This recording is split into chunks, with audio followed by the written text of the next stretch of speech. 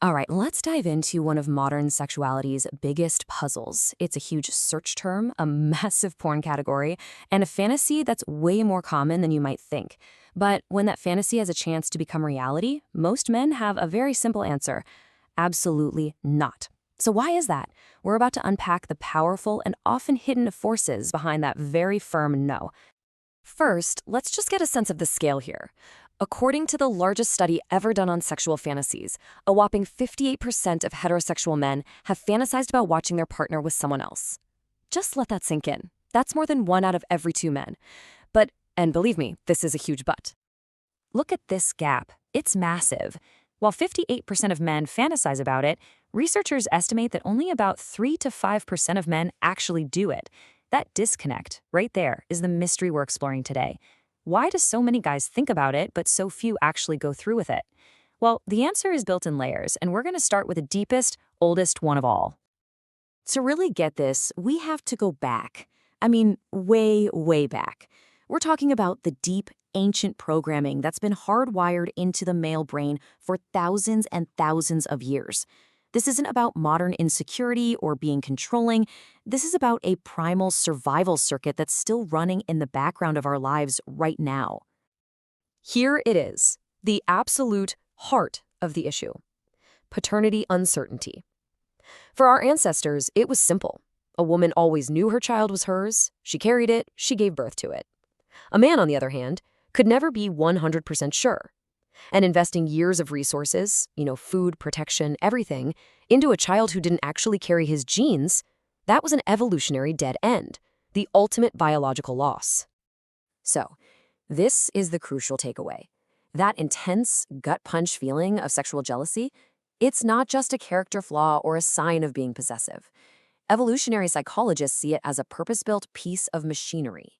It's like a highly specialized alarm system that evolved for one specific reason: to go absolutely haywire at the slightest threat of cuckoldry, motivating a man to guard his genetic investment. And this just shows how incredibly fine-tuned that alarm system is. Study after study across dozens of different cultures shows the exact same pattern. For men, the biggest trigger is sexual infidelity, because that's the direct threat to paternity. For women, it's more often emotional infidelity, the threat that her partner will divert his time, his protection, and his resources to someone else. This isn't a guess. It's a deeply researched cross-cultural reality of how we're wired. Okay, so that's the universal hardware, the ancient operating system we all share. But that can't be the whole story, right? Now we've got to look at the personal software, the unique psychological architecture that's built on top of that and shapes how each individual man responds to this stuff. And one of the best tools we have for understanding this is something called attachment theory. The easiest way to think about it is like a blueprint for love that gets created when we're very young, based on our earliest experiences with our parents. This blueprint basically wires our nervous system to expect relationships to be either safe and secure places or kind of dangerous and unpredictable. Now this is where it gets really interesting. For a man with an anxious attachment style, whose deep core fear is abandonment, the idea of cuckolding isn't some exciting fantasy. It's a 5-alarm fire that triggers absolute panic. For a guy with an avoidance style, who's terrified of losing control, it feels like an overwhelming violation. It's really only the man with a secure attachment style, whose main fear is a simple betrayal of trust, who might have the emotional foundation to even begin to consider it without his whole world falling apart. And then there's this other fascinating idea that some researchers talk about: a monogamous orientation. They argue that for some men, staying exclusive isn't a social rule they have to follow, it's just their innate preference. Once they form a really deep bond with someone, their desire for other partners just fades away. It's not about willpower, the drive itself is gone. And for a man wired like that, cuckolding would feel like a total violation of his nature. So, we have our ancient biology and our personal psychology. Now let's add the third, and hugely powerful layer: culture.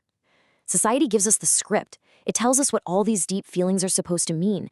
And for men in most Western cultures, that script is all about two things: honor and shame.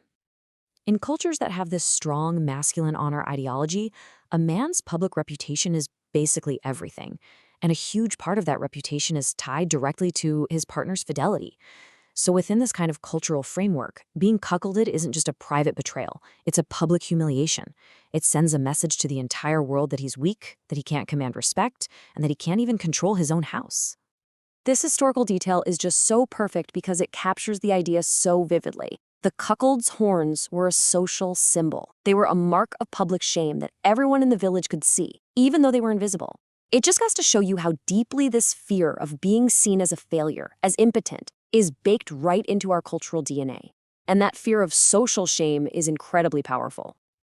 And finally, on a gut level, there's just the raw agony of comparison. The act doesn't just introduce a fantasy, it introduces a real, tangible rival. It forces a man into a direct competition and makes him ask himself, is he better looking? Is he more successful? Is he better in bed?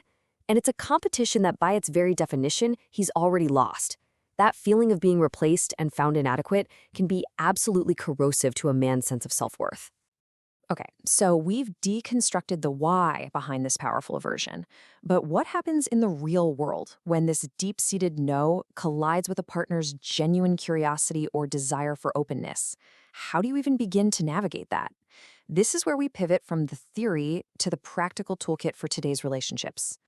And it is so vital to understand this. This is not a mismatched libido problem. You can't just fix it by scheduling more date nights or trying new things in the bedroom. This is a fundamental conflict of core needs, core values, and deep security programming. Dismissing a partner's powerful aversion as just insecurity is frankly a guaranteed path to breaking the relationship. So the only way through this is with radical but compassionate honesty. And relationship experts suggest a pretty clear framework. First, you have to know your own non-negotiable boundaries. Second, have the conversation at a calm, neutral time, not in the middle of a fight. Third, you have to own your feelings with I statements, like I feel scared when we talk about this, instead of accusatory you make me feel statements. And finally, be really specific about what words like exclusivity and monogamy actually mean to both of you.